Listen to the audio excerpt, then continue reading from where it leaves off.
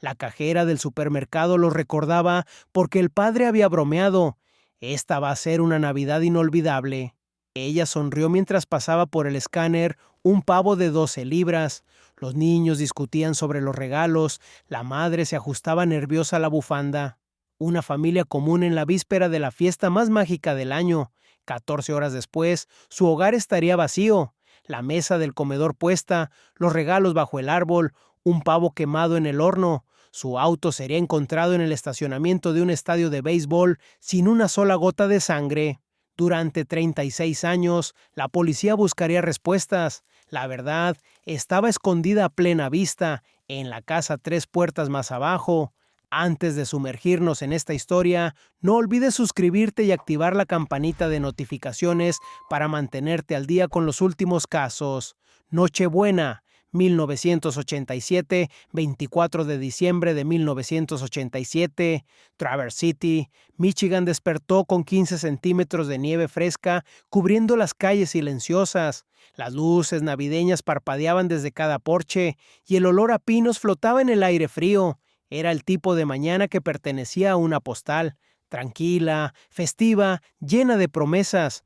Los niños del vecindario ya estaban afuera construyendo muñecos de nieve. Sus risas resonaban en el aire helado mientras sus padres se asomaban por las ventanas con tazas de café caliente en las manos. En el 427 de Maple Drive, la familia Waverly se preparaba para lo que debería haber sido el mejor día del año. La casa estaba decorada con guirnaldas de pino y luces blancas que parpadeaban suavemente. Un árbol de Navidad de 2 metros se alzaba en la esquina de la sala, cubierto de adornos que la familia había coleccionado a lo largo de los años. Algunos hechos a mano por Emma cuando tenía 5 años, otros heredados de la madre de Catherine. Bajo el árbol, regalos cuidadosamente envueltos esperaban ser abiertos, cada uno con una etiqueta escrita con la letra cursiva de Catherine. Daniel Waverly, de 39 años, estaba de pie en la cocina sirviendo su segunda taza de café. Era un hombre alto, de hombros anchos y manos callosas, de años dirigiendo su negocio de detallado automotriz en las afueras del pueblo. La gente lo conocía como alguien confiable, el tipo de persona que se quedaba hasta tarde para terminar un trabajo, que te hacía un descuento si los tiempos eran difíciles. Tenía una sonrisa fácil y una risa profunda que llenaba cualquier habitación. Sus clientes no solo regresaban por su trabajo impecable, sino porque disfrutaban conversar con él mientras esperaban sus autos. Daniel tenía esa rara habilidad de hacer que cualquier persona se sintiera escuchada y valorada. Esa mañana, sin embargo, parecía distraído. Sus ojos se desviaban hacia la ventana cada pocos minutos, como si estuviera esperando ver algo o a alguien en la calle. Sus manos, generalmente tan seguras al sostener una taza o herramienta, temblaban ligeramente. Su esposa, Catherine, lo notó. ¿Estás bien?, preguntó envolviendo un paño de cocina alrededor de su mano mientras sacaba una bandeja de galletas del horno. El aroma dulce de canela y jengibre llenó la cocina. Daniel se volteó y forzó una sonrisa. Sí, solo pensando en cerrar el taller temprano hoy. Quiero asegurarme de que tengamos tiempo de tenerlo todo listo antes de que llegue mamá. Catherine Waverly tenía 37 años, cabello oscuro recogido en una cola de caballo y lentes de lectura posados en su nariz. Trabajaba como bibliotecaria en la biblioteca pública de Traverse City, un empleo que había tenido durante 12 años. Amaba los libros con una pasión que solo los verdaderos lectores entenderían. Amaba el ritmo tranquilo de sellar fechas de devolución y ayudar a los niños a encontrar historias que cambiarían sus vidas. Muchos de los niños del pueblo la conocían como Señora Waverly, la de los libros. Siempre tenía una recomendación perfecta, siempre recordaba qué tipo de historia le gustaba a cada niño. Hoy, sin embargo, la biblioteca estaba cerrada. Hoy era para la familia, pero algo en el comportamiento de Daniel le preocupaba. Lo conocía demasiado bien. Habían estado casados durante 14 años y podía leer cada pequeño cambio en su expresión, cada tensión en sus hombros. Algo lo estaba molestando, algo que no quería compartir. ¿Estás seguro de que estás bien?, preguntó de nuevo secándose las manos en su delantal. Has estado raro toda la semana. Solo estoy cansado, cariño, dijo Daniel, dándole un beso en la frente. Las fiestas son siempre una locura en el taller. Todo el mundo quiere que su auto se vea perfecto para visitar a la familia. Catherine no estaba completamente convencida, pero decidió no presionar. Era Nochebuena. No quería iniciar una discusión. Emma, Lucas, llamó Catherine hacia las escaleras. El desayuno está listo. Pisadas retumbaron escaleras abajo. Emma, de 9 años, apareció primero, coletas rubias rebotando, todavía usando su pijama de Snoopy. Era una niña vivaz con ojos color avellana que siempre brillaban con curiosidad. Sus maestros decían que tenía una imaginación extraordinaria, siempre inventando historias sobre princesas y dragones, siempre haciendo preguntas sobre cómo funcionaba el mundo. Sostenía un papel en la mano, un dibujo en el que había estado trabajando durante días, una imagen de una casa de muñecas con cortinas rosadas y muebles diminutos. Cada detalle estaba cuidadosamente coloreado, pequeñas sillas, una cama con dosel, incluso una alfombra miniatura en la sala. Lo había dejado en la mesa de la cocina esa mañana con una nota escrita con su mejor letra. Querido Santa, esto es lo que quiero más que nada. Con amor, Emma. La casa de muñecas había sido todo lo que Emma hablaba durante meses. La había visto en la juguetería del centro, una casa victoriana de 3 pisos con ventanas que se abrían y luces que realmente funcionaban. Catherine y Daniel habían ahorrado durante meses para comprarla, escondiéndola en el sótano donde Emma nunca la encontraría. Estaba envuelta y esperando bajo el árbol en este preciso momento. Justo detrás de ella venía Lucas, de 12 años, alto para su edad y usando una sudadera de los Wolverines de Michigan que había recibido en su cumpleaños. Era más callado que su hermana, más reflexivo. Mientras Emma hablaba sin parar sobre sus sueños y fantasías, Lucas prefería escuchar, observar. Era el tipo de niño que notaba cuando alguien estaba triste, que ofrecía ayuda sin que se la pidieran. Su maestro de matemáticas había dicho que tenía un don natural para los números, que probablemente sería ingeniero o arquitecto algún día. En su bolsillo llevaba su posesión más preciada, una tarjeta de béisbol autografiada de Kirk Gibson, el jardinero de los Tigres de Detroit. La llevaba a todas partes, envuelta en una funda de plástico para mantenerla a salvo. Su abuelo se la había regalado 2 años antes, justo antes de morir, y Lucas la trataba como un tesoro sagrado. ¿Podemos abrir un regalo antes de que llegue la abuela?, preguntó Emma, deslizándose en su silla en la mesa de la cocina. Ya estaba imaginando desenvolver esa casa de muñecas, colocando los muebles, inventando historias sobre la familia que viviría ahí. Absolutamente no, dijo Daniel revolviendo su cabello. Conoces las reglas. Primero llega la abuela Eleanor, luego los regalos. Lucas se sirvió un vaso de jugo de naranja. ¿A qué hora va a llegar? Alrededor de las 6, dijo Catherine. Lo que nos da todo el día para prepararnos. Después del desayuno, necesitamos ir a la tienda por algunas cosas de último minuto. La mandíbula de Daniel se tensó, solo por un segundo. Catherine lo notó, pero no dijo nada. Decidió que hablaría con él más tarde, cuando los niños no estuvieran cerca. La verdad era que Daniel había estado nervioso durante 2 semanas. Todo comenzó el 10 de diciembre, cuando había estado trabajando hasta tarde en su taller de detallado automotriz. Alrededor de las 8:30 p.m. había escuchado vidrios rompiéndose al otro lado de la calle. Había salido y visto a 2 hombres destrozando la ventana de Riverside Jewelers, agarrando bandejas de relojes y anillos, metiéndolos en bolsos de lona. Habían trabajado rápido, tal vez 90 segundos en total. Luego saltaron a un Chevrolet Impala azul oscuro y se largaron a toda velocidad. Daniel había hecho lo que cualquier ciudadano haría. Había llamado al 911, pero también había hecho algo más. Había anotado el número de la placa en el reverso de un recibo. Su memoria para los números era aguda, siempre lo había sido. Años de llevar registro de facturas y órdenes de piezas habían entrenado su cerebro de esa manera. La policía había aparecido en minutos, tomado su declaración, le agradecieron. 2 días después, habían arrestado a 2 hombres, hermanos llamados Carl y Tommy Drake. El número de placa que Daniel había anotado los había llevado directamente a la casa de los Drake en el lado sur del pueblo. Eso debería haber sido el final, pero no lo fue. El 16 de diciembre, un Cadillac negro había entrado al taller de Daniel. Dos hombres salieron, ambos usando gafas de sol aunque el cielo estaba nublado. No tenían un auto para detallar, solo se quedaron ahí, observando a Daniel trabajar. Después de 10 minutos, volvieron al Cadillac y se fueron, sin intercambiar palabras. Daniel se dijo a sí mismo que no era nada. Al día siguiente, el mismo Cadillac regresó. Esta vez, uno de los hombres se acercó a Daniel mientras estaba puliendo un Honda Accord. ¿Tú eres Daniel Waverly?, preguntó el hombre. Así es. Escuché que tienes buena memoria para las placas. El estómago de Daniel se hundió. Dejó el pulidor. ¿Puedo ayudarte en algo? El hombre sonrió, pero la sonrisa no alcanzó sus ojos. Solo quería saludar. ¡Feliz Navidad! Luego volvió al Cadillac y se fue. Daniel no le contó a Catherine sobre las visitas, no quería preocuparla, especialmente no durante las fiestas, pero sí hizo una llamada telefónica. El 23 de diciembre, el día antes de Nochebuena, había llamado a la oficina del fiscal del condado, un hombre llamado Richard Moss. Daniel había preguntado si el juicio de los hermanos Drake todavía estaba programado.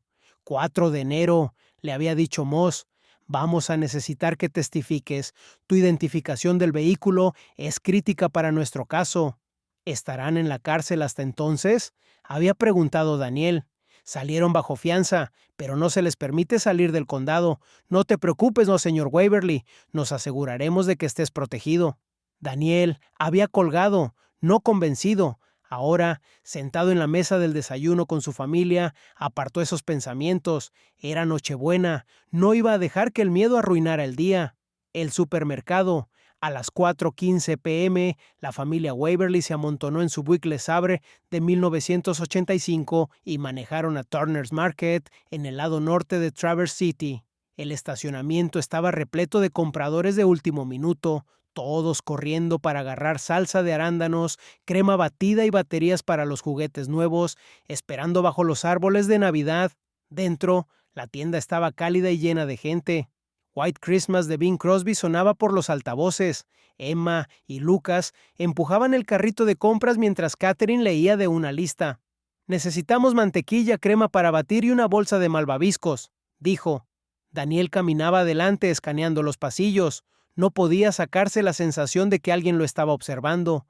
Miró sobre su hombro 2 veces, pero solo vio familias y parejas mayores. Sus manos se sentían frías a pesar del calor de la tienda. Se dirigieron a la fila de la caja. La cajera, una mujer llamada Linda Marsh, había trabajado en Turner's durante 18 años. Tenía una memoria aguda para las caras y había visto a los Waverly en la tienda docenas de veces. ¿Cena grande esta noche?, preguntó Linda pasando el pavo por el escáner. Mañana, dijo Daniel. Mi suegra va a venir. Linda sonrió. Suena bien. Que pasen una buena Navidad.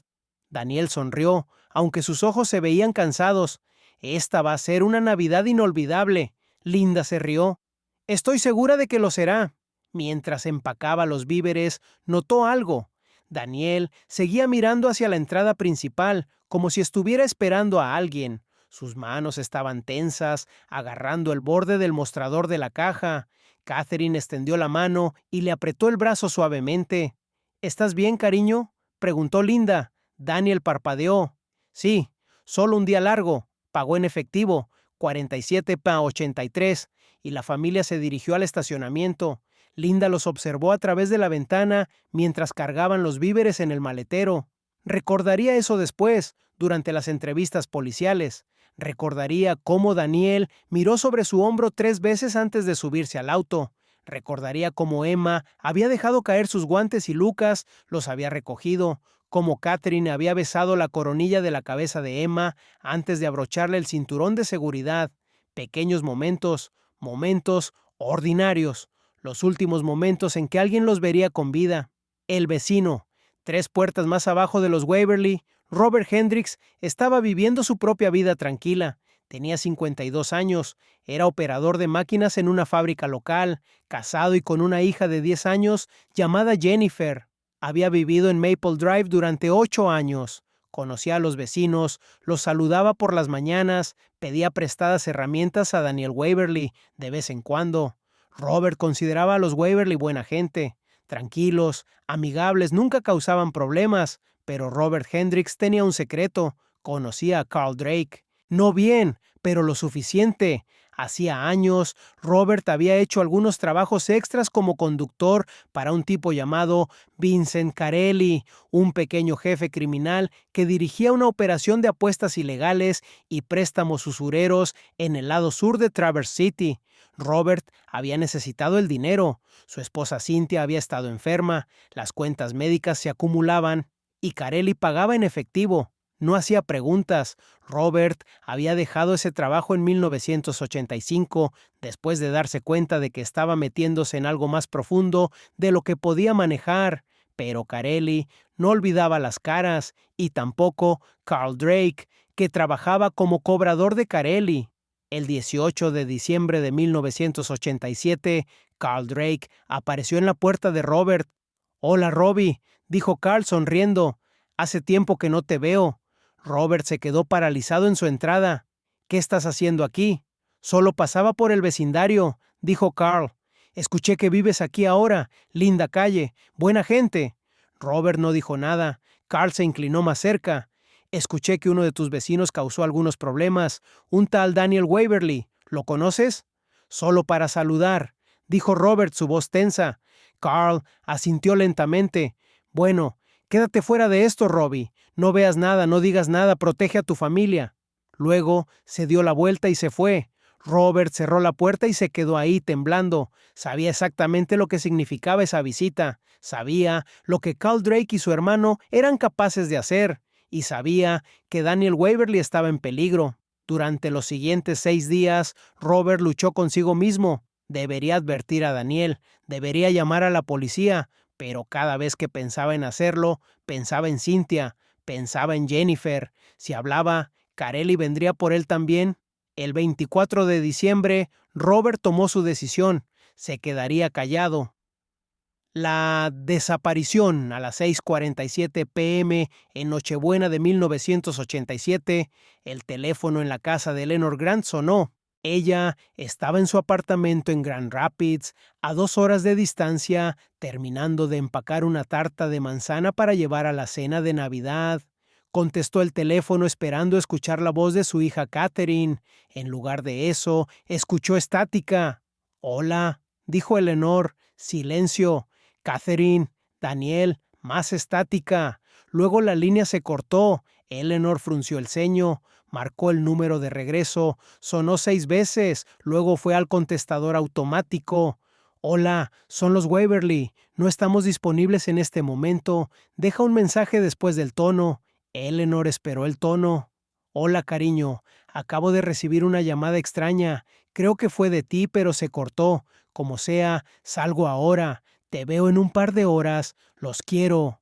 Colgó y agarró sus llaves. A las 9:03 p.m., Eleanor Grant llegó a 427 Maple Drive. La casa estaba oscura, excepto por las luces de Navidad parpadeando en la ventana delantera. Ninguna luz en el porche, ningún auto en la entrada. Eleanor se estacionó y salió de su auto. Caminó hasta la puerta principal y tocó. Sin respuesta. Tocó de nuevo. Nada. Probó la manija de la puerta. Estaba abierta. Eleanor entró y encendió las luces. «Catherine, Daniel». La casa estaba silenciosa, demasiado silenciosa. Eleanor caminó hacia la cocina. La mesa del comedor estaba puesta. 4 platos, servilletas dobladas, un centro de mesa de acebo. En el horno, un pavo estaba quemado, la carne negra y encogida. El temporizador había sonado hacía mucho tiempo. El corazón de Eleanor comenzó a acelerarse. Caminó hacia la sala. Los regalos estaban perfectamente envueltos bajo el árbol. Los calcetines de Navidad colgaban de la chimenea. Todo lucía normal, excepto que no había nadie allí. «Emma, Lucas». Sin respuesta. Eleanor subió corriendo las escaleras. Las habitaciones estaban vacías. Las camas estaban hechas. El cepillo de dientes de Catherine estaba en el baño, su secador de cabello enchufado. Eleanor bajó las escaleras, su mente acelerada. Agarró el teléfono y marcó al 911. «911, ¿cuál es su emergencia?» «Mi hija y su familia han desaparecido», dijo Eleanor, su voz quebrándose. «Su casa está vacía. El pavo está quemado, no puedo encontrarlos. ¿Cuál es su dirección, señora? 427 Maple Drive. Por favor, vengan rápido. 8 minutos después, 2 autos patrulla de la policía de Traverse City llegaron. El oficial Derek Stone fue el primero en entrar. Era un policía de 26 años, en su segundo año en la fuerza. Había respondido a cientos de llamadas, altercados domésticos, robos, peleas de bar, pero nunca había visto algo como esto. La casa parecía congelada en el tiempo, la mesa puesta, el árbol decorado, los regalos esperando, pero ninguna familia. El oficial Stone caminó lentamente por la sala, tomando notas mentales. No había señales de lucha, no había ventanas rotas, no había sangre, nada fuera de lugar excepto el pavo quemado. Señora, dijo Stone volteándose hacia Eleanor, ¿tiene idea de a dónde podrían haber ido? Eleanor negó con la cabeza, lágrimas corriendo por su rostro. Se suponía que estaríamos cenando juntos. Catherine me llamó esta mañana. Dijo que vendrían a casa después de ir a la tienda. No irían a ningún otro lado. ¿Hay alguna posibilidad de que hayan decidido salir? ¿Visitar a amigos? No, dijo Eleanor firmemente. Catherine nunca haría eso sin decirme. Nunca. El oficial Stone asintió. Se acercó a su radio. Central. Necesito una orden de búsqueda para un Buick LeSabre de 1985. Placa número Michigan Delta Charlie 734. Colgó y miró a Eleanor. Vamos a encontrarlos, señora. No se preocupe. Pero incluso mientras decía las palabras, el oficial Stone sintió un nudo en su estómago. Algo andaba muy mal. La búsqueda. A las 10:37 p.m., la policía de Traverse City emitió una alerta de persona desaparecida para Daniel Waverly, Catherine Waverly, Emma Waverly y Lucas Waverly. Los departamentos de policía en 5 condados fueron notificados. Las estaciones de radio locales transmitieron el anuncio. Los voluntarios comenzaron a llamar, ofreciéndose a ayudar con la búsqueda. A las 11:52 p.m., un patrullero encontró el Buick LeSabre de los Waverly. Estaba estacionado en la esquina trasera del estacionamiento del Turtle Creek Stadium, un campo de béisbol de ligas menores en las afueras de Traverse City. El estadio estaba cerrado para la temporada. El estacionamiento estaba vacío, excepto por el Buick. El oficial que encontró el auto llamó de inmediato. 5 minutos después, el detective Brian Collins llegó a la escena. Collins tenía 43 años, 19 años en la fuerza. Había trabajado en homicidios, robos, casos de personas desaparecidas. Era conocido por su atención al detalle y su persistencia. Nunca dejaba ir un caso. Collins se acercó al Buick lentamente, su linterna barriendo el vehículo. Las puertas estaban cerradas, las ventanas intactas, no había señales de daño. Revisó las placas. Michigan Delta Charlie 734. Era el auto de los Waverly. Collins caminó alrededor del vehículo, buscando pistas. Nada. Sin rasguños, sin abolladuras, sin sangre. Regresó a la puerta del conductor. Usando un gancho delgado de metal, abrió la puerta. El interior del auto estaba ordenado. Las llaves todavía estaban en el encendido. En el asiento trasero, Collins vio 2 bolsas de compras de Turner's Market. Las bolsas contenían mantequilla, crema y malvaviscos, exactamente lo que Catherine había comprado esa tarde. Collins revisó la guantera, documentos del auto, un mapa, una caja de Tic Tacs, nada fuera de lo común. Revisó el maletero, vacío, excepto por una llanta de repuesto y un gato. Collins se quedó ahí en el estacionamiento vacío, tratando de entender la escena. Una familia va a la tienda, compran víveres, manejan a casa, pero en algún lugar entre la tienda y su casa terminan aquí, en un estacionamiento vacío en un estadio de béisbol cerrado. ¿Por qué? Collins llamó al departamento. Necesito una unidad forense aquí. Y empiecen a revisar todas las cámaras de seguridad en un radio de 5 millas. Alguien debe haber visto algo, pero mientras daba las órdenes, Collins sabía la verdad. Los Waverly habían desaparecido y quienquiera que los tomó sabía exactamente lo que estaba haciendo. La investigación. Primeros días. Durante las siguientes 72 horas, el Departamento de Policía de Traverse City lanzó una de las investigaciones de personas desaparecidas más grandes en la historia de la ciudad. Más de 100 oficiales y voluntarios peinaron el área alrededor del Turtle Creek Stadium. Buzos buscaron en estanques y lagos cercanos. Helicópteros con cámaras térmicas volaron sobre bosques. Perros rastreadores siguieron rastros de olor desde el Buick abandonado, pero los rastros se desvanecían después de 50 yardas, como si la familia simplemente se hubiera desvanecido en el aire. El detective Collins entrevistó a todos los que conocían a los Waverly, vecinos, compañeros de trabajo, amigos de la iglesia. Todos dijeron lo mismo: los Waverly eran gente buena, sin enemigos, que sin problemas. Pero entonces Collins habló con Linda Marsh, la cajera del supermercado. Daniel parecía nervioso, dijo Linda. Seguía mirando sobre su hombro, como si estuviera esperando a alguien, o como si tuviera miedo de que alguien lo estuviera siguiendo. Collins se inclinó hacia adelante. ¿Mencionó algo? ¿Algo que pudiera explicar por qué estaba nervioso? Linda negó con la cabeza. No, pero recuerdo lo que dijo. Dijo: esta va a ser una Navidad inolvidable. En ese momento pensé que era solo una broma. Ahora me pregunto si sabía que algo malo iba a pasar. Collins anotó eso. Luego hizo la pregunta obvia. ¿Viste a alguien siguiéndolos? ¿Algún auto sospechoso en el estacionamiento? No, dijo Linda, pero no estaba prestando mucha atención. Estaba ocupada con otros clientes. Collins suspiró. Era otro callejón sin salida. Al día siguiente, Collins recibió una llamada del fiscal del condado, Richard Moss. «Detective», dijo Moss, «necesito informarle algo. Daniel Waverly iba a testificar en un caso de robo. Identificó el vehículo usado en un robo a una joyería a principios de este mes. Los sospechosos son Carl y Tommy Drake». Collins se enderezó. «¿Los Drake? ¿Vincent Carelli?» «Exactamente», dijo Moss. «Los hermanos Drake trabajan para Carelli, y Daniel Waverly era el único testigo que podía colocar su auto en la escena». Collins sintió que su pulso se aceleraba. «¿Dónde están los hermanos Drake ahora?»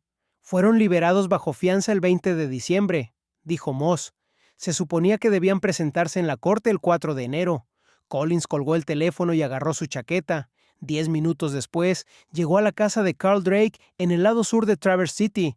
La casa era pequeña, la pintura descascarándose, ventanas cubiertas de polvo. Collins tocó la puerta. Sin respuesta. Tocó de nuevo, más fuerte esta vez. La puerta se abrió de golpe. Carl Drake estaba parado ahí, usando una camiseta sin mangas y jeans. Tenía 32 años, tatuajes cubriendo sus brazos, una cicatriz atravesando su ceja izquierda. «¿Qué?», dijo Carl. Collins sacó su placa. «Detective Brian Collins, policía de Traverse City. Necesito hacerte algunas preguntas sobre Daniel Waverly». Carl se encogió de hombros. «No sé quién es ese». «Seguro que sí», dijo Collins. «Es el testigo que te identificó en el robo de Riverside Jewelers». Carl sonrió. «Oh, ese tipo. Sí, escuché sobre eso. Lástima que haya desaparecido. Realmente lástima». Collins dio un paso más cerca. «¿Dónde estabas la noche del 24 de diciembre entre las 5:00 p.m. y las 9:00 p.m.? «Aquí», dijo Carl, «viendo televisión con mi hermano». «¿Alguien puede corroborar eso?» «Mi hermano puede». «Qué conveniente», dijo Collins. «¿Te importaría venir a la estación para responder algunas preguntas?» Carl cruzó los brazos. «A menos que tengas una orden, no voy a ningún lado». Collins lo miró fijamente durante un largo momento, luego se dio la vuelta y regresó a su auto. Sabía que Carl Drake estaba involucrado. Sabía que Vincent Carelli había ordenado la desaparición de los Waverly, pero sin evidencia, sin testigos, sin cuerpos, no podía probarlo. Durante las siguientes semanas, Collins presionó más fuerte, interrogó a todos los asociados conocidos de Carelli, ofreció inmunidad a cualquiera dispuesto a hablar, puso vigilancia en la casa de Carl Drake. Nada funcionó. El 15 de enero de 1988, el fiscal Richard Moss tuvo que retirar los cargos contra Carl y Tommy Drake. Sin el testimonio de Daniel Waverly, no tenían caso. Los hermanos Drake caminaron libres y los Waverly seguían desaparecidos. El vecino silencioso, Robert Hendricks, vio todo. Estaba en su sala esa noche, Nochebuena, viendo una película navideña con su hija Jennifer. Cynthia, su esposa, estaba en la cocina preparando galletas. Era una noche tranquila, ordinaria. A las 6:23 p.m., Robert miró por la ventana y vio el Buick Le Sabre de los Waverly entrar a su entrada. Vio a Daniel salir del auto, vio a Catherine ayudar a Emma y Lucas a salir del asiento trasero, vio a Daniel agarrar las bolsas de compras del maletero. Luego vio algo más. Una camioneta blanca sin ventanas laterales se detuvo en la calle justo afuera de la casa de los Waverly. Dos hombres salieron. Uno de ellos era Carl Drake. Robert se congeló. Observó mientras Carl y el otro hombre caminaban hacia la entrada de los Waverly. Observó mientras hablaban con Daniel. No podía escuchar lo que decían, pero vio la expresión del rostro de Daniel cambiar de confusión a miedo. Carl sacó algo de su chaqueta, una pistola. Catherine gritó y empujó a Emma y Lucas detrás de ella. Daniel levantó las manos. Carl dijo algo. Daniel asintió. Luego toda la familia, Daniel, Catherine, Emma y Lucas, fueron obligados a entrar a la parte trasera de la camioneta blanca. Carl y el otro hombre subieron adelante. La camioneta se alejó. Todo el evento tomó menos de 2 minutos. Robert se quedó ahí, paralizado, su corazón golpeando en su pecho. «Papi». Jennifer estaba parada detrás de él. «¿Qué estás mirando?» Robert se volteó bruscamente, bloqueando su vista de la ventana. «Nada, cariño, solo mirando la nieve». Jennifer regresó a la televisión. Robert se quedó junto a la ventana durante 10 minutos más, observando la casa vacía de los Waverly, observando el auto abandonado en la entrada, observando las luces de Navidad parpadear. Sabía lo que debía hacer. Debía llamar a la policía. Debía decirles lo que había visto, pero también sabía lo que pasaría si lo hacía. Carl Drake lo había visto una vez en la ventana de Robert, solo por un segundo, pero sus ojos se habían encontrado. Carl había sonreído. Era una advertencia. «Habla, y tú serás el siguiente». Robert se alejó de la ventana, caminó hacia la cocina donde Cynthia estaba sacando galletas del horno. «Sin», dijo en voz baja, «necesitamos hablar». Le contó todo, sobre su trabajo pasado para Vincent Carelli, sobre la visita de Carl Drake 6 días antes, sobre lo que acababa de ver desde la ventana. Cynthia lo miró, su rostro pálido. «Robert, tienes que llamar a la policía». «No puedo», dijo Robert. «Si lo hago, vendrán por nosotros, vendrán por Jennifer». «¿Y qué hay de Emma y Lucas?», dijo Cynthia, su voz quebrándose. «Son solo niños, Robert. Niños». «Lo sé», dijo Robert, lágrimas llenando sus ojos. «Pero tengo que proteger a mi propia hija. Tengo que protegerte». Cynthia se volteó, incapaz de mirarlo. «No puedo creer que estés haciendo esto». «No tenemos elección», dijo Robert. Pero incluso mientras decía las palabras, sabía que no eran ciertas. Tenía una elección y había elegido quedarse callado. Esa noche, Robert y Cynthia se quedaron despiertos en la cama, sin hablar. Alrededor de la medianoche, escucharon sirenas, vieron luces rojas y azules reflejándose en su ventana. La policía había llegado a la casa de los Waverly. Robert apretó los ojos con fuerza y fingió estar dormido. Años de silencio. Durante los siguientes 36 años, Robert Hendricks cargó el peso de lo que había visto. Se despertaba en medio de la noche, viendo el rostro aterrorizado de Catherine Waverly. Veía las pequeñas coletas rubias de Emma. Veía cómo Lucas se agarraba de la mano de su madre. Cynthia también cargaba el peso. Se volvió distante, retraída. Su matrimonio se tensó. Dejaron de hablar sobre lo que había pasado, pero estaba siempre ahí, como un fantasma que habitaba su hogar. Jennifer creció sin saber nunca la verdad. Se graduó de la preparatoria en 1995, fue a la universidad, se casó, tuvo sus propios hijos, visitaba a sus padres en los días festivos, sin saber nunca que habían guardado un secreto terrible durante décadas. El detective Brian Collins nunca dejó ir el caso. Incluso después de retirarse en 2005, seguía pensando en los Waverly, seguía buscando pistas, seguía llamando a antiguos asociados de Vincent Carelli, esperando que alguien hablara. Nadie lo hizo. Vincent Carelli murió en 2001 por un ataque al corazón. Carl Drake murió en 2012 en una pelea en un bar. Tommy Drake cumplió una condena de prisión por asalto agravado y murió en prisión en 2018. Todos los que sabían qué les había pasado a los Waverly estaban muertos, excepto Robert y Cynthia Hendricks, y guardaron su secreto. El detective que nunca se rindió, Brian Collins, murió el 14 de marzo de 2019 a la edad de 74 años. Había pasado 51 años en el trabajo policial, primero como oficial de patrulla, luego como detective, luego como investigador privado. Después de su retiro, nunca resolvió el caso Waverly, pero no murió sin pelear. En su testamento, Collins dejó un fideicomiso de $50,000 para financiar investigaciones continuas sobre casos sin resolver en el condado de Grand Traverse. El dinero sería usado para pagar exámenes de ADN, análisis forenses y recompensas para testigos.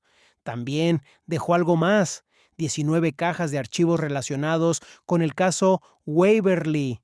Notas de entrevistas, fotografías de la escena, mapas, reportes de laboratorio, cada pieza de evidencia que había recolectado durante 32 años. Las cajas fueron entregadas al Departamento de Policía de Traverse City con una nota: a quien retome este caso, no los dejen ir. No importa cuánto tiempo tome, no importa cuán difícil se ponga, los Waverly merecen justicia y alguien en algún lugar sabe la verdad. Sigue buscando. Detective Brian Collins. Las cajas se sentaron en una habitación de almacenamiento durante 5 años sin tocar, hasta que una nueva detective las encontró. Detective Marina Vázquez. En enero de 2024, el Departamento de Policía de Traverse City contrató a su primera detective de ascendencia latina, Marina Vázquez. Vázquez tenía 34 años, había crecido en Detroit y había pasado 9 años trabajando casos de personas desaparecidas en la Policía Estatal de Michigan. Era conocida por su tenacidad, su atención al detalle y su negativa a dejar ir casos sin resolver. Su primer día en el trabajo, su capitán le dio un recorrido por las instalaciones. «Esta es nuestra habitación de almacenamiento de casos fríos», dijo el capitán empujando una puerta pesada. La mayoría de estos archivos son de los años 80 y 90, algunos son incluso más viejos. Si alguna vez te aburres, siéntete libre de revisarlos. Vázquez entró a la habitación. Estaba llena de cajas de archivo apiladas hasta el techo. Polvo cubría todo. Sus ojos se posaron en una pila de cajas en la esquina trasera. Tenían una nota pegada con cinta en la parte superior: Caso Waverly, 1987, Detective Brian Collins. Vázquez sintió un tirón de curiosidad. «¿Qué es este caso?». El capitán frunció el ceño. «Familia de 4 personas que desapareció en Nochebuena de 1987. Nunca fueron encontrados. El detective que trabajó en el caso, Brian Collins, murió hace unos años. Dejó todos sus archivos aquí. Realmente lo obsesionó». Vázquez caminó hacia las cajas y levantó la tapa de la primera. Dentro vio fotografías de una hermosa familia, 2 padres, 2 niños, sonriendo en una foto de Navidad. Algo en sus rostros la golpeó. Se veían felices, se veían inocentes. «¿Puedo llevar estas cajas a mi oficina?», preguntó Vázquez. El capitán se encogió de hombros. «Seguro, pero no te hagas demasiadas ilusiones. Ese caso ha estado frío durante 37 años. Si Collins no pudo resolverlo, probablemente nadie pueda». Vázquez sonrió. «Bueno, vale la pena intentarlo». Durante las siguientes 2 semanas, Vázquez leyó cada página de los archivos de Collins, estudió transcripciones de entrevistas, revisó fotografías de la escena del crimen, trazó líneas de tiempo en una pizarra en su oficina, y una cosa seguía sobresaliendo: Carl Drake. Collins había estado convencido de que Carl Drake y Vincent Carelli habían orquestado la desaparición de los Waverly, pero no había podido probarlo. No había testigos, no había cuerpos, no había evidencia física. Vázquez decidió comenzar de nuevo desde el principio. Reentrevistó a todos los que todavía estaban vivos y que habían conocido a los Waverly. Habló con antiguos vecinos, compañeros de trabajo, amigos de la iglesia. La mayoría recordaba poco. Habían pasado 37 años, pero una persona recordaba mucho: Linda Marsh, la cajera del supermercado. Ahora tenía 65 años y retirada. Cuando Vázquez apareció en su puerta, Linda la invitó a pasar. «Nunca olvidé a esa familia», dijo Linda sirviendo té. «Especialmente los niños, Emma y Lucas. Solían venir con su madre todo el tiempo. Eran tan dulces». ¿Recuerdas algo inusual sobre esa última vez que los viste?, preguntó Vázquez. Linda asintió. Daniel Waverly estaba nervioso, aterrado realmente. Seguía mirando sobre su hombro. Pensé que tal vez estaba siendo paranoico, pero ahora me pregunto si sabía que algo malo iba a pasar. ¿Viste a alguien siguiéndolos? No, dijo Linda, pero no estaba prestando mucha atención. Ojalá lo hubiera estado. Vázquez tomó notas. ¿Alguna vez hablaste con la policía sobre esto? Sí, dijo Linda. Le dije al detective Collins todo lo que recordaba, pero no creo que fuera suficiente para ayudar. Vázquez le dio las gracias y se fue. De camino a su auto, su teléfono sonó. Era el laboratorio forense del estado. Detective Vázquez, dijo la voz en el teléfono, recibimos los resultados de esos análisis de ADN que solicitaste en el auto de los Waverly. Encontramos algo interesante. Vázquez se detuvo. ¿Qué encontraron? Huellas dactilares parciales en la ventana del lado del conductor. No coinciden con nadie en la familia Waverly. Las pasamos por CODIS y conseguimos una coincidencia.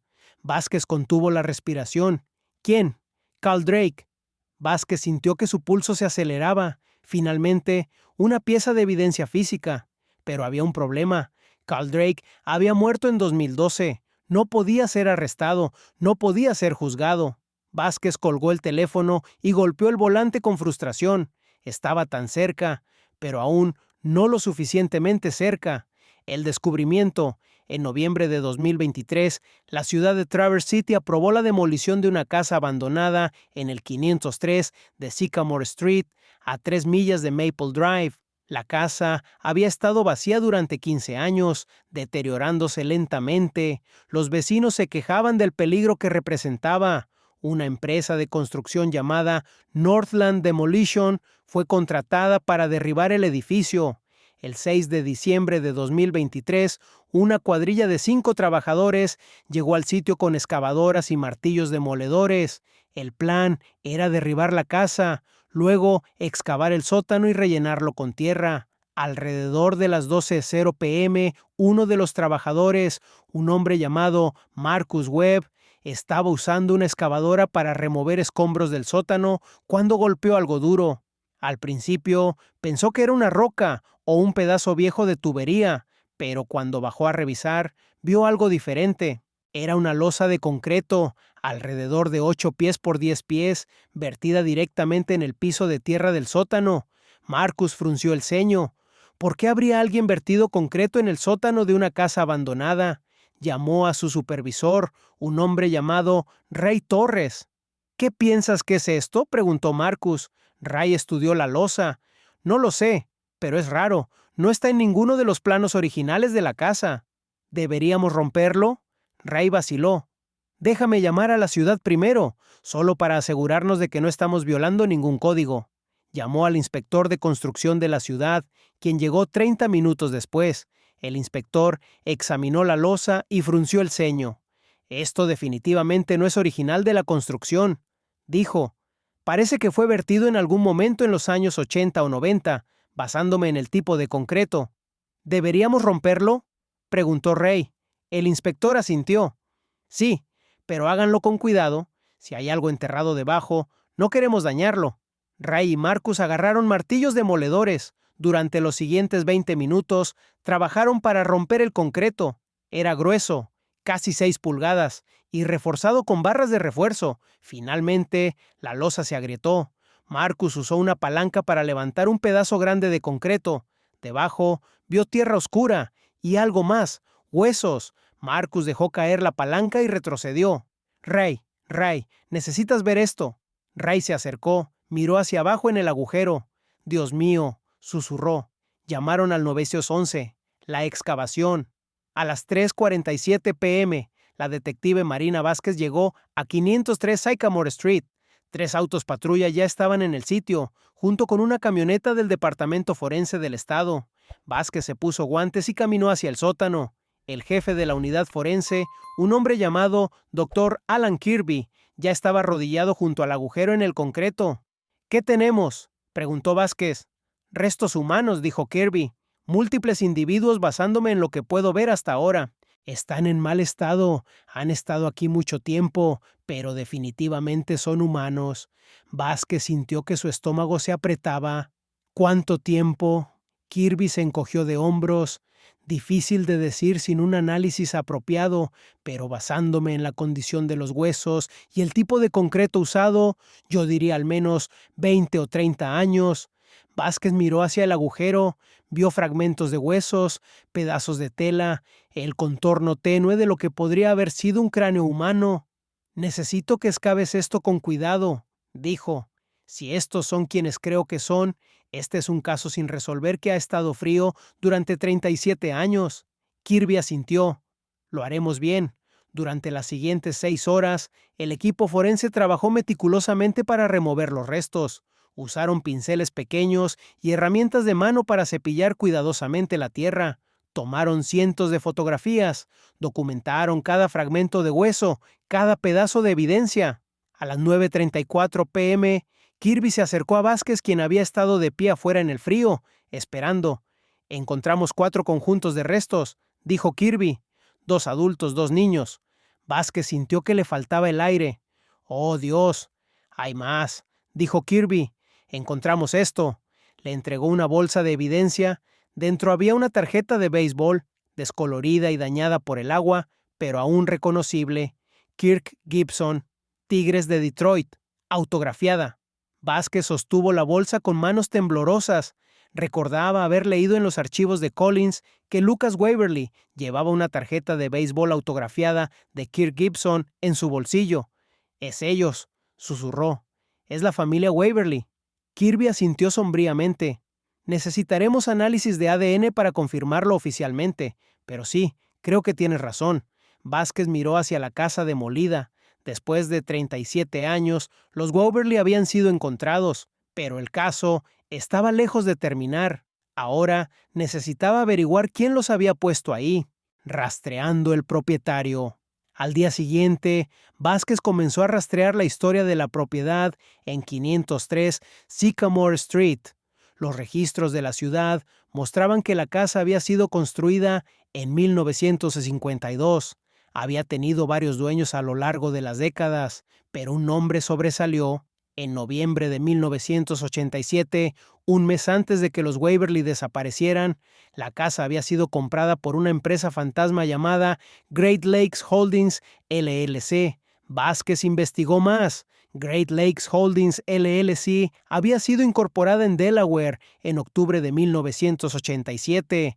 El único director listado era un abogado llamado Gerald Finch, quien había muerto en 2003. Pero Vázquez siguió excavando. Encontró archivos fiscales antiguos que mostraban que Great Lakes Holdings LLC había sido financiada por un solo inversor, Vincent Carelli. Ahí estaba. Vincent Carelli había comprado la casa en Sycamore Street un mes antes de la desaparición de los Waverly, y esa casa, específicamente su sótano, era donde los Waverly habían sido enterrados. Vázquez sintió una oleada de satisfacción. Finalmente, tenía la prueba de que Carelli había estado involucrado. Pero Carelli había muerto en 2001, Carl Drake había muerto en 2012, Tommy Drake había muerto en 2018, todos los principales sospechosos estaban muertos. Entonces, ¿cómo iba a conseguir justicia para los Waverly? Vázquez pasó las siguientes 2 semanas entrevistando a todos los asociados conocidos de Carelli que todavía estaban vivos. La mayoría eran viejos, en sus 60 o 70. La mayoría se negaron a hablar, pero una persona aceptó. Su nombre era Eddie Montalvo. Había trabajado como contador para Carelli en los años 80. Ahora tenía 72 años, retirado y viviendo en una casa móvil en las afueras de Traverse City. Cuando Vázquez apareció en su puerta, Eddie la dejó entrar sin dudar. «Sé por qué estás aquí», dijo sirviéndole café. «Estás aquí por la familia Waverly». Vázquez se enderezó. «¿Qué sabes sobre ellos?». Eddie suspiró. «Sé que Carelli ordenó que los mataran. Sé que Carl y Tommy Drake hicieron el trabajo sucio. Y sé dónde fueron enterrados». «¿Por qué no fuiste a la policía?», preguntó Vázquez. Eddie se rió amargamente. «¿Y terminar como ellos? No, gracias». Mantuve la boca cerrada. Pero ahora que todos están muertos, Carelli, los Drakes, ya no tengo miedo. Puedo hablar. Necesito que me cuentes todo, dijo Vázquez. Eddie asintió, y luego contó su historia, la confesión de Eddie Montalvo. Según Eddie, todo había comenzado en la mañana del 25 de diciembre de 1987. Vincent Carelli lo había llamado a su oficina en el centro de Traverse City. Eddie, había dicho Carelli, tenemos un problema. Necesito que encuentres una propiedad discreta, algo que nadie conozca, algo con sótano. Eddie no había hecho preguntas. Cuando trabajabas para Carelli, no hacías preguntas. Había encontrado la casa en 503 Sycamore Street. Estaba vacía, abandonada, en un barrio donde nadie prestaba mucha atención.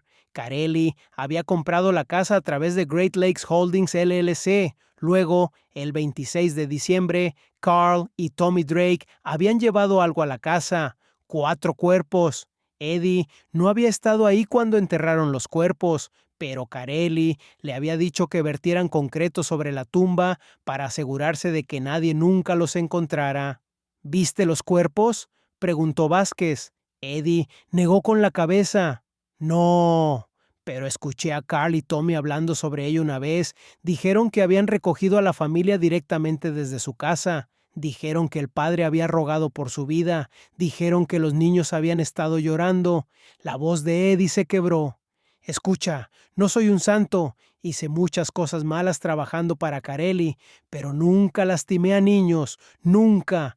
Lo que le hicieron a esa familia fue monstruoso. Vázquez tomó notas ferozmente.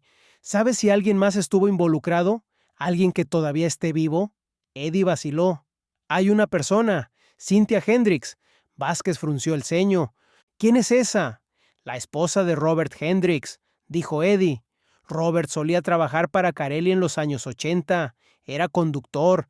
De todos modos, Robert vivía en Maple Drive, a unas puertas de los Waverly. Carl Drake fue a verlo unos días antes de que la familia desapareciera.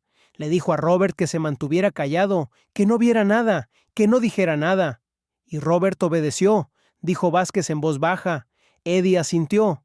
Sí, y su esposa Cynthia también lo sabía. Ambos guardaron el secreto todos estos años. Vázquez cerró su libreta. Gracias, Eddie. Ha sido muy útil. Cuando salió de la casa móvil de Eddie, Vázquez sabía lo que tenía que hacer. Necesitaba encontrar a Robert y Cynthia Hendricks. Confrontando a los Hendricks, Vázquez pasó 2 días rastreando a Robert y Cynthia Hendricks. Ya no vivían en Maple Drive. Se habían mudado en 1992 a una casa más pequeña en el lado este de Traverse City. El 15 de enero de 2024, Vázquez tocó la puerta de su casa. Una mujer de mediana edad, Jennifer Hendricks, la hija de Robert y Cynthia, abrió la puerta. ¿Puedo ayudarle?, preguntó Jennifer. Vázquez sacó su placa. Detective Marina Vázquez, policía de Traverse City. Estoy aquí para hablar con Robert y Cynthia Hendricks. El rostro de Jennifer se puso pálido. ¿Qué pasa? ¿Están en problemas? Solo necesito hacerles algunas preguntas, dijo Vázquez. ¿Están en casa? Jennifer asintió lentamente. Mi madre está adentro. Mi padre está en el hospital. Tuvo un derrame cerebral la semana pasada. Vázquez sintió una punzada de frustración. Necesitaba hablar con Robert, pero si estaba en el hospital, tendría que esperar. ¿Puedo hablar con tu madre?, preguntó Vázquez. Jennifer las guió adentro. Cynthia Hendricks estaba sentada en un sillón reclinable en la sala, usando una bata y pantuflas. Se veía frágil, demacrada. Tenía 79 años y claramente no estaba bien. Vázquez se sentó frente a ella. Señora Hendricks, necesito hacerle algunas preguntas sobre la familia Waverly. Cynthia se quedó muy quieta. Sus manos comenzaron a temblar. No sé de qué estás hablando, susurró. Creo que sí, dijo Vázquez suavemente. Creo que usted y su esposo vieron algo la noche que los Waverly desaparecieron, y creo que han estado guardando ese secreto durante 37 años. Cynthia comenzó a llorar. No puedo hablar de eso. Señora Hendricks, dijo Vázquez, encontramos los cuerpos, los encontramos enterrados en un sótano a 3 millas de su antigua casa. Daniel, Catherine, Emma y Lucas, todos ellos, y necesito que me ayude a entender qué pasó esa noche. Cynthia sollozó más fuerte. Jennifer, de pie en el umbral, se veía completamente confundida. Mamá, dijo Jennifer, ¿de qué está hablando? Cynthia levantó la vista hacia su hija, lágrimas corriendo por su rostro. «Lo siento mucho, cariño, lo siento tanto». Y luego, por primera vez en 37 años, Cynthia Hendricks comenzó a decir la verdad. Parte 2. La confesión de Cynthia. Cynthia Hendricks se secó las lágrimas con manos temblorosas. Jennifer se sentó en el sofá, mirando a su madre con una mezcla de confusión y horror creciente. «Necesitas contármelo todo», dijo Vázquez suavemente pero con firmeza. «Desde el principio». Cynthia respiró profundo. Robert vio todo. Estaba parado junto a la ventana esa noche, Nochebuena. Vio una camioneta blanca detenerse afuera de la casa de los Waverly. Vio a 2 hombres salir. Uno de ellos era Carl Drake. «¿Y qué hizo tu esposo?», nos preguntó Vázquez. «Nada», susurró Cynthia. «No hizo nada». Vio cómo forzaban a la familia entera a entrar en la camioneta. Vio las caras aterrorizadas de esos niños y no hizo nada. Jennifer dejó escapar un grito ahogado. «Mamá, ¿cómo pudieron...?» Cynthia se volteó hacia su hija. «Porque teníamos miedo, Jennifer. Carl Drake había venido a nuestra casa unos días antes. Le dijo a tu padre que se mantuviera callado, que no viera nada, que no dijera nada. Dijo que si hablábamos, seríamos los siguientes. Y tu padre tenía un pasado con esa gente. Había trabajado para Vincent Carelli años antes. Sabía de lo que eran capaces. Entonces dejaron que una familia entera muriera para protegerse», dijo Vázquez sin poder ocultar el filo en su voz. «Sí», dijo Cynthia, su voz quebrándose. «Dios me perdone, sí, y he vivido con eso cada día desde entonces. Cada Navidad veo sus caras, veo a esa pequeña niña con sus coletas rubias, veo a ese niño agarrado de la mano de su madre, me despierto gritando en medio de la noche. He rezado por perdón durante 37 años, pero sé que nunca lo obtendré». Jennifer estaba llorando ahora, su rostro enterrado en sus manos. Vázquez se inclinó hacia adelante. «Cynthia, necesito que vengas conmigo a la estación. Necesito que hagas una declaración oficial. Todo lo que acabas de decirme necesita ser registrado». Cynthia sintió débilmente. «Lo sé, iré. Pero primero, necesito decirte algo más». «¿Qué es?» «Robert tuvo un derrame cerebral hace una semana. Los doctores dicen que probablemente no sobrevivirá. Está en cuidados intensivos en el Hospital Regional de Munson. Antes de que perdiera el habla, me dijo que ya no podía vivir con el secreto. Dijo que quería confesar. Dijo que quería contarle a la policía todo lo que vio». Vázquez sintió una mezcla de emociones. Enojo por 37 años de silencio, pero también una extraña compasión por un hombre que finalmente había decidido hacer lo correcto, aunque fuera demasiado tarde. «Voy a necesitar hablar con él», dijo Vázquez. «Puedes intentarlo», dijo Cynthia. «Pero no creo que pueda hablar. Está conectado a máquinas, apenas está consciente». Vázquez se puso de pie. «Vamos, tú y yo vamos a la estación ahora.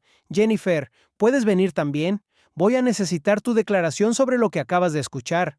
Jennifer asintió, todavía en shock. Mientras salían de la casa, Cynthia se volteó para mirar atrás una última vez. Era el hogar donde había criado a su hija. El hogar donde había guardado un secreto terrible durante décadas. Sabía que nunca volvería a verlo. En la estación de policía, a las 4:15 p.m., Cynthia Hendricks estaba sentada en una sala de interrogatorios en el departamento de policía de Traverse City. Una cámara de video estaba grabando. Vázquez estaba sentada frente a ella, junto con otro detective llamado Marcus Webb. «Para el registro», dijo Vázquez.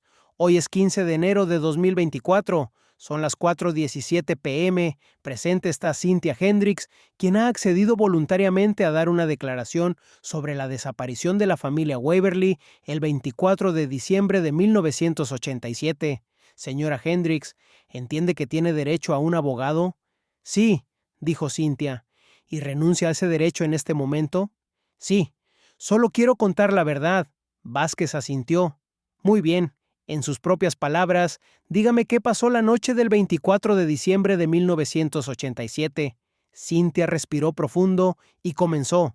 Contó cómo Robert había estado de pie junto a la ventana alrededor de las 6:23 p.m., cómo había visto a la familia Waverly llegar a casa del supermercado, cómo una camioneta blanca sin ventanas laterales se había detenido en la calle. Describió cómo 2 hombres, Carl Drake y otro hombre que no reconoció, habían caminado hacia la entrada de los Waverly. cómo habían obligado a la familia entera a entrar en la parte trasera de la camioneta a punta de pistola. ¿Cuánto tiempo tomó todo esto?, ¿no?, preguntó Vázquez. Menos de 2 minutos, dijo Cynthia. Fue rápido, eficiente, como si lo hubieran planeado. ¿Y qué hizo tu esposo después? Me lo contó, dijo Cynthia. Bajó las escaleras y me dijo lo que había visto. Yo le dije que llamara a la policía. Él dijo que no podía. Dijo que si hablaba, Carl Drake vendría por nosotros, vendría por Jennifer. ¿Entonces decidieron no decir nada? Cynthia asintió, lágrimas corriendo por su rostro. Sí, y esa decisión me ha perseguido cada día desde entonces. Vázquez tomó notas. ¿Alguna vez vieron a Carl Drake después de esa noche? Una vez, dijo Cynthia. Alrededor de una semana después, apareció en nuestra puerta. Robert estaba en el trabajo, así que fui yo quien respondió. Carl sonrió y dijo: «Solo pasaba a decir hola, a asegurarme de que tu familia esté a salvo. Fue una amenaza». Él sabía que Robert había visto algo y estaba dejando claro que si alguna vez hablábamos, pagaríamos el precio. ¿Alguna vez consideraste ir a la policía después de eso? Cynthia vaciló. Todos los días, pero tenía miedo. No solo por mí, sino por Jennifer. Ella era solo una niña, no podía arriesgar su vida. Pero ahora Carl Drake está muerto, dijo Vázquez. Vincent Carelli está muerto, Tommy Drake está muerto. ¿Por qué no hablaste después de que murieron? Cynthia bajó la cabeza. Porque para entonces ya era demasiado tarde, el daño estaba hecho, y supongo que me dije a mí misma que no importaba, que contar la verdad no traería de vuelta a los Waverly, pero estaba equivocada, importa, siempre importó. Vázquez cerró su libreta. Gracias por tu sinceridad, Cynthia. Esta información será crítica para cerrar el caso. Cynthia levantó la vista. ¿Voy a ir a prisión? Vázquez vaciló. Eso no depende de mí, depende del fiscal, pero dado que finalmente decidiste hablar, eso puede jugar a tu favor. Cynthia asintió lentamente. Está bien, lo acepto, merezco lo que sea que venga. El hospital. Después de que Cynthia fue procesada y puesta en custodia, Vázquez manejó al Hospital Regional de Munson. Necesitaba ver a Robert Hendricks. Encontró su habitación en el 3er piso, en la unidad de cuidados intensivos. Jennifer estaba allí, sentada junto a la cama de su padre.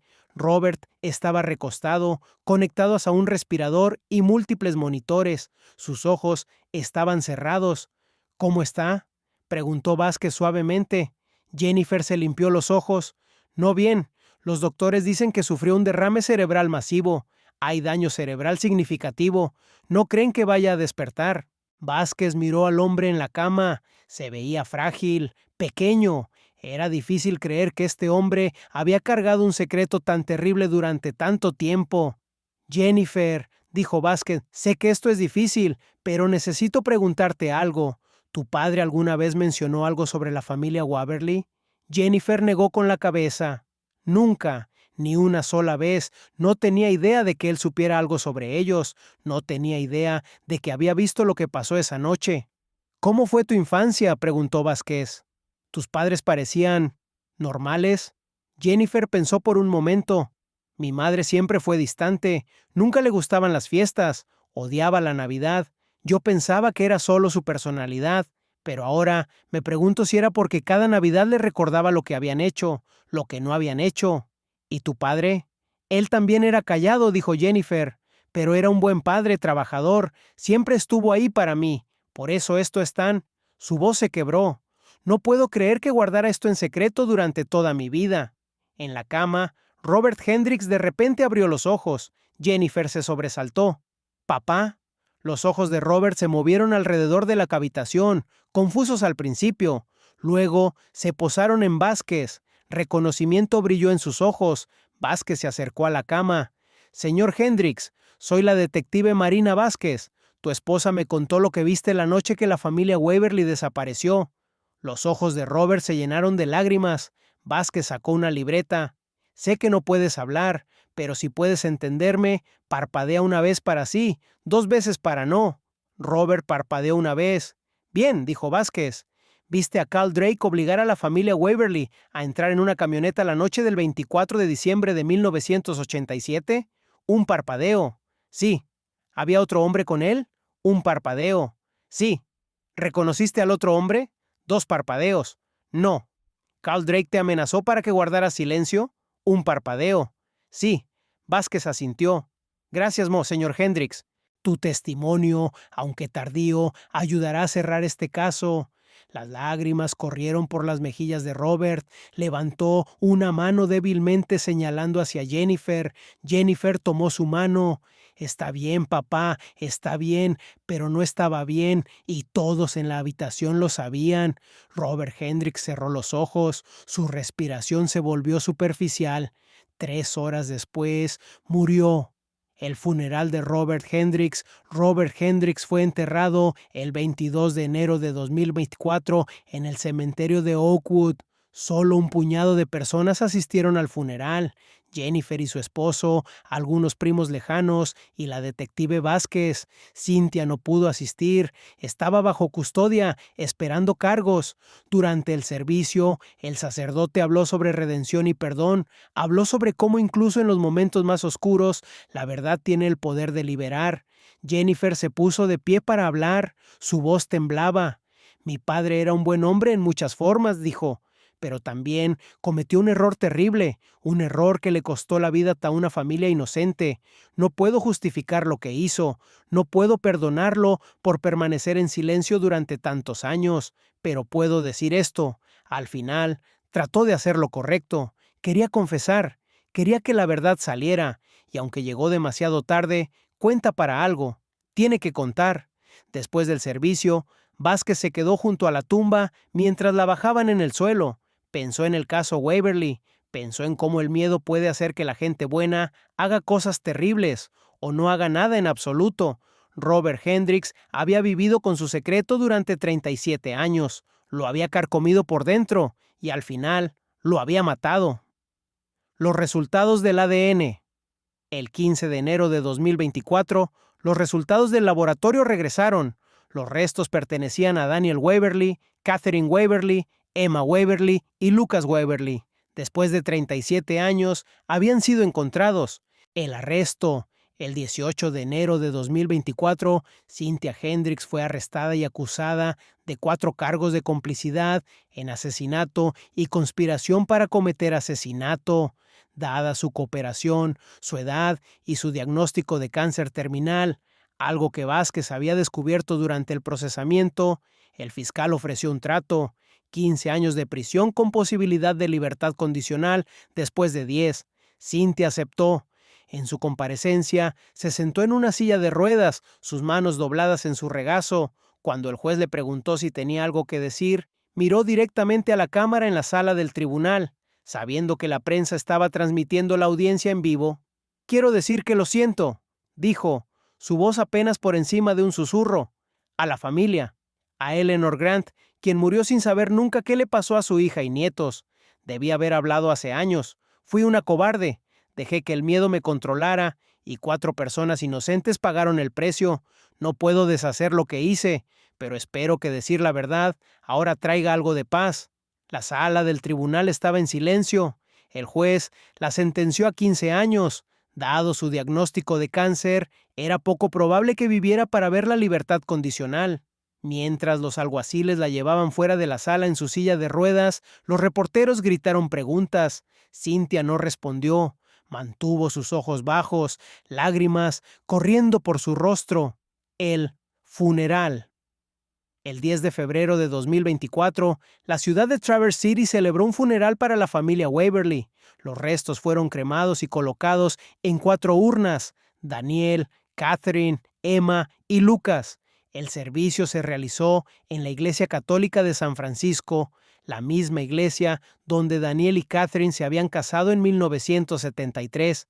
Más de 300 personas asistieron: antiguos vecinos, colegas de la biblioteca, padres de los compañeros de clase de Emma y Lucas, ahora en sus 40 y 50 años, trayendo a sus propios hijos para rendir respetos. La detective Marina Vázquez se sentó en la última fila, observando mientras el sacerdote hablaba sobre pérdida y redención y el largo camino hacia la justicia. Jennifer Hendricks estaba allí también, todavía procesando todo lo que había aprendido sobre sus padres. Cuando el sacerdote preguntó si alguien quería hablar, Jennifer levantó la mano. Se puso de pie lentamente, su voz temblando pero clara. «Mi nombre es Jennifer Hendricks», dijo. «Mi padre vivió 3 puertas más abajo de los Waverly. Vio cómo se los llevaban en Nochebuena de 1987. Y no dijo nada. La iglesia estaba en silencio. Me dije a mí misma que estaba protegiendo a su familia, que si hablaba estaríamos en peligro, pero la verdad es que se estaba protegiendo a sí mismo. Era un cobarde, y debido a su silencio, Eleanor Grant murió sin saber nunca qué le pasó a su hija y nietos. El detective Collins murió sin resolver su caso, y la familia Waverly pasó 37 años enterrada en una tumba sin marcar. La voz de Jennifer se quebró. No puedo deshacer lo que hizo, no puedo traerlos de vuelta, pero quiero que su familia, quien sea que quede, sepa que lo siento muchísimo.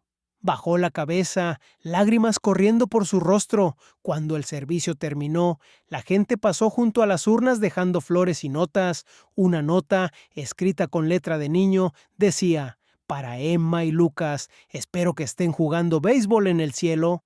Vázquez colocó una pequeña corona de Navidad en la base de las urnas. Parecía apropiado. Los Waverly finalmente tendrían la Navidad que nunca tuvieron. El entierro.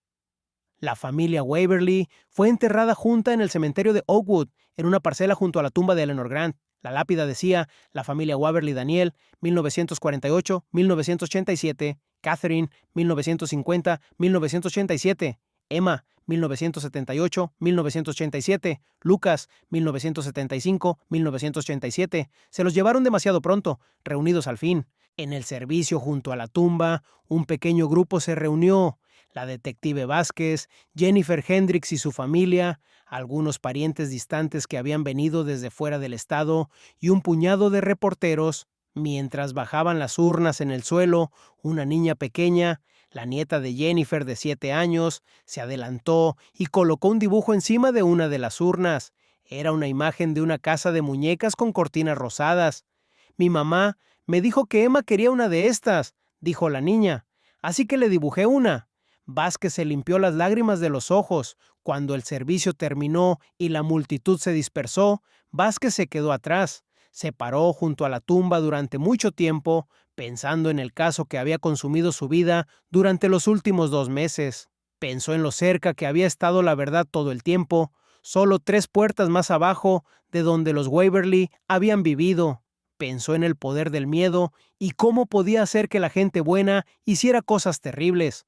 O, en el caso de Robert, no hacer nada en absoluto, pero también pensó en el coraje que tomó para que Robert finalmente hablara, sabiendo que sería juzgado por sus décadas de silencio, el coraje que tomó para que Cynthia confesara, aunque significara pasar sus últimos meses en prisión.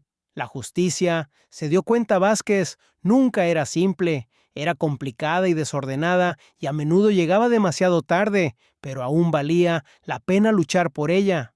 Epílogo. 6 meses después, agosto de 2024, la detective Marina Vázquez recibió una carta por correo. La dirección del remitente era una prisión en Ohio. El sobre estaba marcado con el sello oficial del sistema penitenciario y su nombre estaba escrito con letra temblorosa pero legible. La abrió con cuidado, sintiendo el peso de lo que pudiera contener. «Estimada detective Vázquez, le escribo para informarle que fallecí el 12 de agosto. Para cuando lea esto, me habré ido. El cáncer finalmente me alcanzó. Los doctores dijeron que sería rápido al final, y tenían razón. No sentí mucho dolor, lo cual supongo es una pequeña misericordia. Quería agradecerle por darme la oportunidad de decir la verdad. Sé que no borra lo que hice, sé que nunca seré perdonada por las personas que lastimé.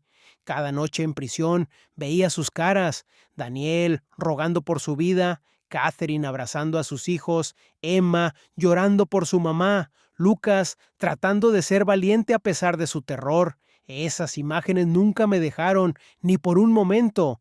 Robert y yo tomamos la decisión equivocada. Lo sé ahora. Lo supe entonces, si soy honesta conmigo misma.